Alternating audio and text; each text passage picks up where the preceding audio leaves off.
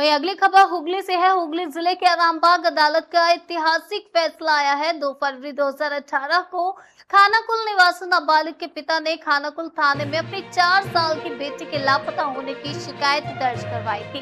घटना की जांच कर रही पुलिस ने नाबालिग के पड़ोसी के घर के शौचालय की टैंक से गमछे से हाथ और मुंह बंधा हुआ शव बरामद किया था।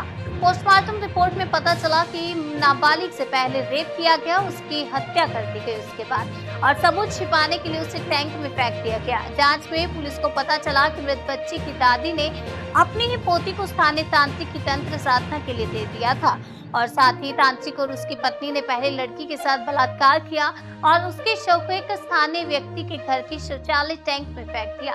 पुलिस ने घटना के तुरंत बाद 3 आरोपियों को गिरफ्तार कर लिया। तब से करीब 6 साल तक इस घटना की सुनवाई प्रक्रिया चलने के बाद जज ने इस शिकायत पर फैसला सुनाया। सुनवाई के दौरान ही आरोपी तांत्रिक की जेल हिरासत में ही शारीरिक बीमारी के कारण मौत हो गई थी। घटना में शामिल अन्य 2 आरोपी को दोषी करार देते हुए मंगलवार को आरामबाग अदालत ने सजा की घोषणा की। एक आरोपी को फांसी की सजा सुनाई तो वहीं बढ़ती उम्र के कारण एक अन्य आरोपी को उम्र कैद की सजा सुनाई। এখন ব্যাপার হচ্ছে যে এই বাচ্চা মেয়েটিকে 4 বছর বয়স তাকে ওই দিদিমা অর্থাৎ ওই সুশীলা মাঝি যারকে সাজা হয়েছে যাবজ্জীবন উনি ওদের সাথে কনাইভেন্স করে বাচ্চাটাকে ওই মুরারি পণ্ডিত আর সাগরিকা পণ্ডিত তাদের তুলে দিয়েছিলেন। পরবর্তীকালে প্রথমে মিসিং ডায়েরি হয়েছিল, খুঁজে পাচ্ছিল না। 2/2/18 তারিখে ঘটনাটা হয়েছিল। 3 তারিখে একটা মিসিং ডায়েরি করা হয়েছিল। পরবর্তীকালে 7 তারিখে ওই ঘন্টু সিং বলে পাড়ারই একজন বাদ চেম্বারে সেখানে সেই মৃতদেহটাকে মেরে তার হাতে পিছন দিকে বাঁধা ছিল, মুখটা বাঁধা ছিল, গামছা ছেঁড়া দিয়ে ওই পায়খানা চেম্বারে ঢুকিয়ে দিয়েছিল বোমার লোপাটের জন্য। পরবর্তীকালে ওই জায়গা থেকে দুর্গন্ধ বেরোনোর পর ওই ঘন্টু সিং পাড়ার লোককে ডেকেছিল যে আমার পায়খানা থেকে নতুন পায়খানা এত গন্ধ ছাড়ছে কেন।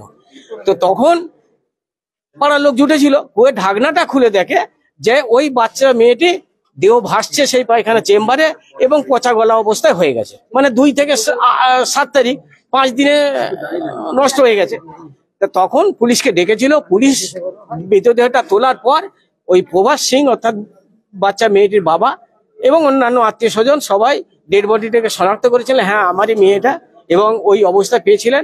তখন পুলিশের তরফ থেকে এসেছিল এবং ফুললি তদন্ত করেছিল এবং সেই আজকে রায় ঘোষণা হলো যে এই কেসটায় 302 অর্থাৎ মার্ডার কেসে ওই সাগরিকা পণ্ডিত তার মৃত্যুদণ্ড হয়েছে এবং তার সাথে আরো যে 3টে অ্যালাইজ সেকশন ছিল 363, 366, 201, তাতে প্রত্যেক সেকশনে 5,000 টাকা করে জরিমানা, মোট 15,000 টাকা আর অনাদায়ে আরো 1 বছরের জেল, 7 বছর করে জেল, 30,000। আর এই সুশীলা মাঝি এরও 302 সাজা হয়েছে, সেটা হচ্ছে যাবজ্জীবন দিয়েছেন। ওনার বয়সটা একটু বেশি ছিল বলে সেই কনসিডারে হয়তো হয়তো এখানে বলছে কেন না উনি সেই কারণেই হয়তো দিয়েছেন ওনাকে যাবজ্জীবন। ওই 70 উপরে ওরা যেটা লিখেছে কেসে ওর তো 4 বছর যখন ঘটনাটা হলো 4 বছর। আমার নাম শেখ আমির হোসেন, আমি এই কেসের পিপি ছিলাম। আজকে ওই রাধাবল্লভ বরকের যে কেসটা ছিল খানাকুলে 2018 সালে, তো সেই কেসের রায় ঘোষণা হয়েছে। এই রায়ে 2 জন আসামি সাজা হয়েছে, একজনের যাবজ্জীবন কারাদণ্ড হয়েছে আর একজনের ফাঁসির অর্ডার হয়েছে। মোট কতজন আসামি ছিল? মোট 3 জন আসামি ছিল এই রেকর্ডে। একজন এই বিচার চলাকালীন, একজন মারা গেছে কাস্টডিতে থাকাকালীন, আর 2 জনের বিচার আজকে সম্পূর্ণ হলো, রায় ঘোষণা হয়েছে। তো এই রায়ে আপনারা খুশি? কি রায় হলো?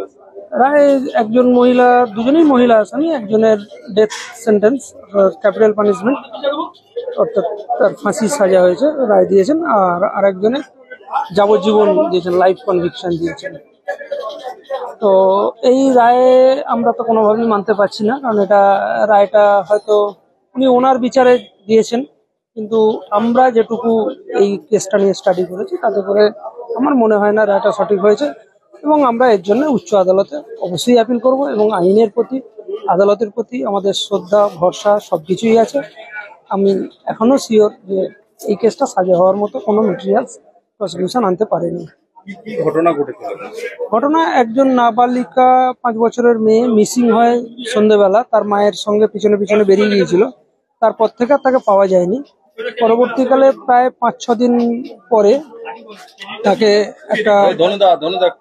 তাকে পাওয়া গেছে একটা কুয়োর থেকে, মানে কুয়োর পায়খানা ঘরের যে চেম্বার, সেই চেম্বারের ভিতর থেকে তাকে পাওয়া যায়।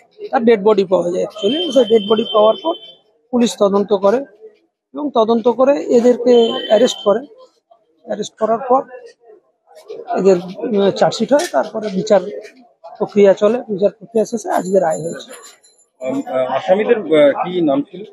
আসামিদের একজনের নাম মুরারি পণ্ডিত, একজনের হচ্ছে সাগরিকা পণ্ডিত, আর একজনের সুশীলা মাঝি। তার মধ্যে মুরারি পণ্ডিত এর আগে মারা গেছে, কেস চলাকালীন মারা যায়। আর সাগরিকা পণ্ডিত আর সুশীলা মাঝি এই দুজনের কাছে সাজা ঘোষণা হয়। এতদিন কি জেলবন্দি করে? হ্যাঁ, ওনারা প্রথম থেকেই জেলে আছেন।